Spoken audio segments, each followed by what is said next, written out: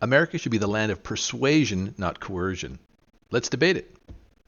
All right, so this week, Donald Trump posted, "Oh, Canada," this picture of the United States and Canada as one nation under the United States flag. And in principle, I don't have a problem with this. That is, if Canadians decide they want to become a part of the United States, if the U.S. is able to successfully persuade them to do so, then that might be a good thing for all involved. But it's where we begin to using efforts to coerce people. That's the problem in our nation, and that's the problem in the world. So here we have Donald Trump threatening economic, at least it's not military force, threatening economic force to annex Canada. And the core problem that we have inside the U.S. and in around the globe as well is people seeking to coerce each other to do other things that they don't want to do, right? The art of persuasion is far, far more effective than coercion. And I just noticed this guy right here, man. I want whatever he's had for breakfast. He could persuade me right away. That is the face of a happy man right there. But back to the topic at hand. When we talk about something like this, where we have leaders of nations seeking to coerce changes on the map itself, that is the most base instincts of our history as a race, basically as a species, right? When I saw this, the first thing I thought of was this picture right here. This is a map of China covered in the Chinese Communist Party's flag, alongside Taiwan here as part of that. So this is the Chinese equivalent of what Donald Trump just showed. Now, I don't have a problem in principle with Taiwan joining China if China is able to persuade the Taiwanese people of Taiwan, that is a good thing for them, that's to their benefit. But it's where we have threats of force, whether it's military, economic, there's other types of coercion, societal coercion. That's where we have a real problem. And again, we see the same thing here. Here's a picture of Russia covered in the Russian flag, and here's Crimea as part of it. Again, if the people of Crimea, through free and fair elections, some sort of referendum, decided they wished to be part of Russia, I wouldn't have a problem with that. Let them choose how they want to live. But when you coerce others, that's a major issue. And it's not just on the international stage. I want to take a moment here and look at some of our more partisan news sources. And here's MSNBC. And what immediately jumps out to me, here we have Bill Maher's hypocrisies are on full display in new Max special. This is, in my mind, a form of coercion. What's happening here is this is an attempt at public shaming, an attempt to cause this man to lose his livelihood or whatever it is for his views. It's not an art of persuasion. And some people may say, no, we're not forcing Bill Maher to do anything. We're just, calling out his hypocrisies, and that's how we're going to persuade him not to be hypocritical. But this is a form of economic coercion, in much the same way that Trump is threatening economic coercion to annex Canada, which is actually impossibly hard for me to actually say that out loud. I just can't believe that this is America. America historically has not done this. America has been the land of the free, right?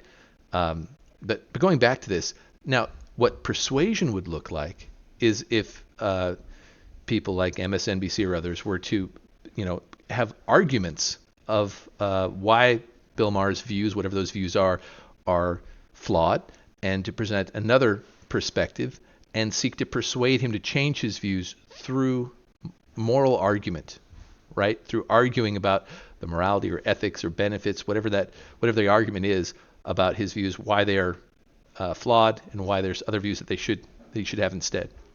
We see the same thing here with McDonald's.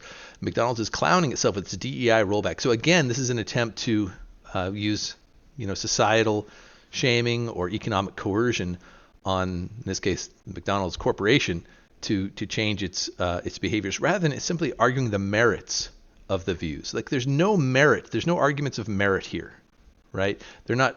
This is just an attempt to economically coerce these two.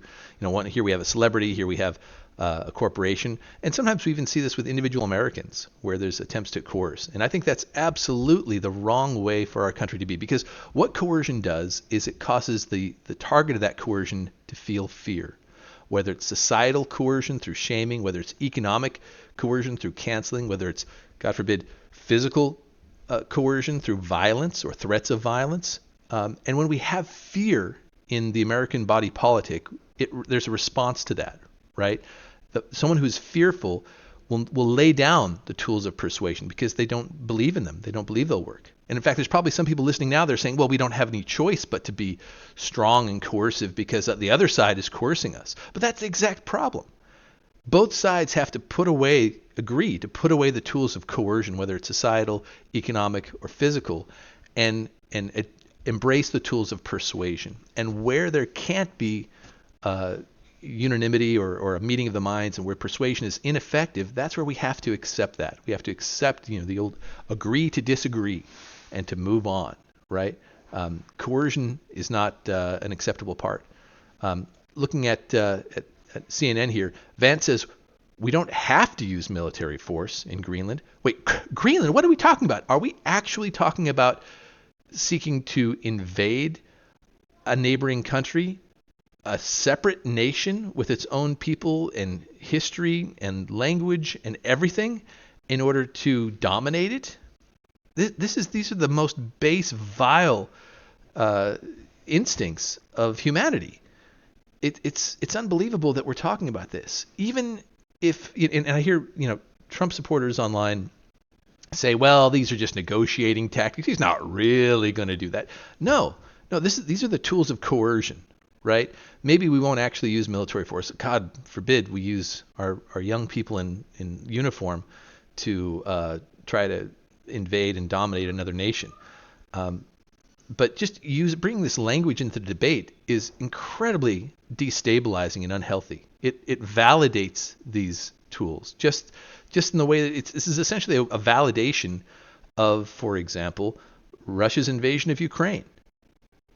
Anyone who doesn't condemn this is validating the use of force to achieve strategic goals.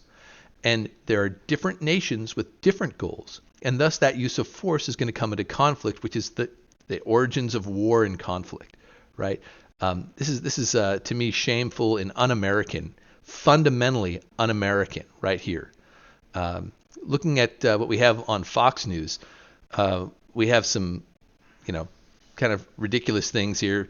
It's all about how bad Democrats are. It looks like this page is refreshed since the last time I saw here. There was an article here about how Democrats were essentially forcing New Yorkers to enter what they called lawless death tunnels, which was a way to describe the subway system of New York because of the tax on congestion that recently came into effect. And for those unfamiliar with it, essentially, I guess it's the mayor or whatever the over at New York, they've got a congestion tax in certain areas of New York. If you drive a car, and you have to pay some sum of money in order to drive cars. So this is an attempt to reduce the tax, reduce the congestion through some sort of tax. I want to see if I can find that article again. Fox News, the word news doesn't really apply to what this website offers. And it's just kind of crazy when I read these. Here we go. Americans now forced into lawless tunnels as Dems charge for just going to work. Wow. And before it said death tunnels. Like, remember the death panels? These were death tunnels. Now, there's an argument to be made, I suppose, where someone could say, well, but aren't you talking about, not using force? I mean, aren't taxes a form of coercion? Because if you don't pay them, there's a threat of violence, right? Incarceration, you lose your freedom, and so forth. And okay, there's an argument to be made that's true, but let's examine that argument for just a minute, because there are different types of coercion and different types of laws and things like that. So when I read about things like, for example, a congestion tax, meaning if you want to drive your car in a certain area, you have to pay money to do so. Well, we see that with parking garages, right? This is what I would call a rules of the road, quite literally rules of the road law, right? There, you could also say that, man, we are forced, we are coerced into only driving on the right side of the road. And that's true. If you don't drive on the right side of the road, if you try to drive on the left in the United States, then you're going to be pulled over by a police officer and you'll be fined. And if you cause damages, maybe imprisoned and so forth. But those are necessary for people to live in a society together. And we are not, as much as some of us would like to be, we're not all just individuals living individual lives that don't impact each other. Whenever there are societal laws that allow the society to function, then yes, there's going to be some level of coercion. But this is typically the minimal level of coercion. And I'm okay with this. I'm okay with law. I'm okay with finding ways for us to all live and work together. I'm okay with deciding that, yes, we all have to drive on the right side of the road and not on the left side. I don't care whether it's the right or the left. It could be, if we all decided to change the left side, I don't care. That'd probably be pretty chaotic for a while. But the point here is that there are a need for laws and things like that. But we should instead seek to use persuasion rather than coercion wherever possible. And certainly when we talk about something that is not societal in nature, such as where we can drive or not, but that involves an individual, that individual's person. As an example, I am personally anti-abortion. I think abortion is anathema. It's a horrible, makes my stomach kind of twist thinking about ending the life of a child. I love my kids. My wife and I tried to have babies, and we were successful having quite a few of them, but we also had miscarriages as well. And so it was a real struggle for us to bring our family into being. And so I personally would love for everyone to have a wonderful opportunity to have, family, and for everyone to have, and for little ones to have loving parents. That said, I would never use coercion to force a person, a woman, to use her womb to incubate a child, that is unwanted. I don't have that right. I believe. I don't believe anyone has a right to force someone else to use their body for anything, even with such a wondrous goal of the saving of a life. Put another way, I don't believe we should have laws that would force, let's say, a matching donor to donate a kidney or a part of a liver or something like that could save a life. Even if you are a match for that person, even if you're the one person that could save that other person's life, we just don't force each other to do things like that with our body. We just don't. I would seek to persuade someone to offer a liver or a kidney or something like that. Maybe there's a way to persuade that person. In the same way, I would seek to persuade a woman who is pregnant to keep that child, and I would seek to persuade society to create infrastructure and opportunities for that woman to bring that child into a safe and loving environment, right? That's the art of persuasion. And if America embraced persuasion as its one and only acceptable tool of group decision making, we would have a different society than what we have now. Right now we have a society where there's so much fear. People are in fear of losing their rights, of losing control within both parties. And that's because we allow the use of coercion, whether it's societal, whether it's economic, whether it's even physical. And to that point, I want to just take a moment and pop into the official websites of the two major parties. The things that stood out to me is here we have one party here that the biggest word, the first word here is freedom. I like that from a messaging perspective, right? Freedom matters. I 100% agree with that. But the way the message is delivered, it's all about fighting, right? Fighting every day to keep our country free. And yet, when we look at the deeds and the actions, we see the leader of this party not seeking freedom, but rather control, rather coercion. In this case, seeking to annex Canada. Now, imagine if this actually took place. God forbid it should, but let's just imagine that somehow Trump annexed Canada and that all these people up here were Americans. They certainly wouldn't be free Americans, would they? They wouldn't have chosen to be part of America, right? This is also anathema to this whole concept of freedom.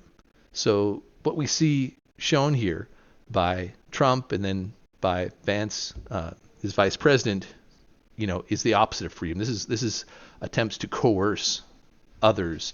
And you could say, but they're not Americans. We only want freedom for Americans. But the whole point of annexing a nation and the people living there is to make them Americans.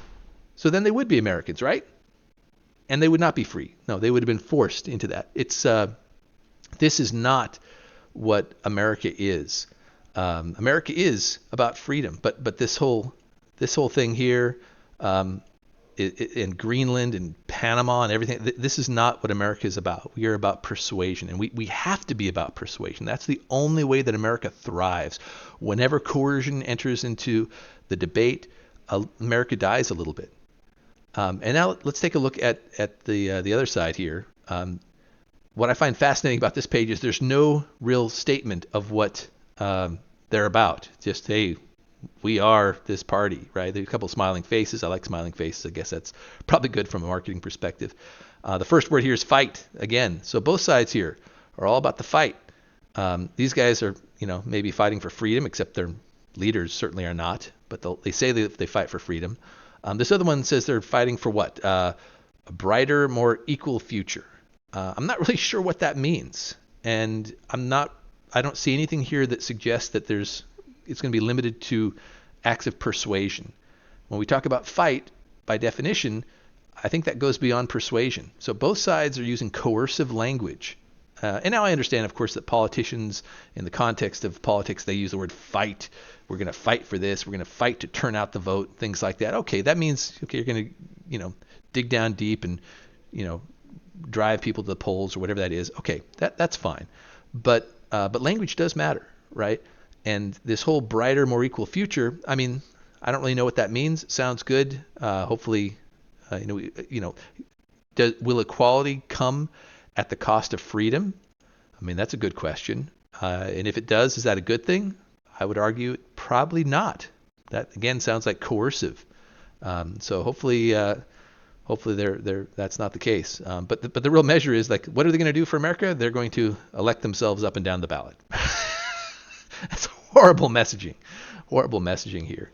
And lastly, I want to call out, they don't even have a proper, like, little whatever this is called, little icon up here for their tab. It just is the default icon. At least these guys got their little elephant here. So lastly, I looked at some news sources here. I decided to check those news sources out in ground news. So the Hill here, center media bias. That's great. That's what I want to see. And high level factuality. That's pretty good. So that was where we read about Trump threatening economic, not military force to annex Canada. MSNBC, left-leaning, that's pretty obvious. Mixed factuality, some is factual, some is not. Yeah, that's about right. Fox News, obviously right-leaning. Well, more than it is right. I can't believe this guy says lean right. Ad fontes media. No, this is clearly right. Not even just leaning, but all the way right. And then mixed factuality. And then CNN, this last one here, we had some live updates. Leans a little bit left, but it's very highly factual. So anyway, good stuff. I thought I'll just wrap this up here. To me, we have a major issue in our nation, and it comes down to attempts to coerce each other into behaviors that we don't necessarily want to do. I see this from both of the major parties. This occurs as an example. One side is afraid of being, coerced into using their bodies in ways they don't want to use. To, for example, keep a child in the womb that they don't want. The other side is afraid of being coerced, usually with societal shaming, in views that they don't necessarily support, whether it's DEI or so-called wokeness or other things like that. And we need to give up coercion. We have to persuade others of the merits of our argument, not threaten societal, economic, or even physical harm as a result of those views. So that's it. Thanks so much for staying with me, and until next time.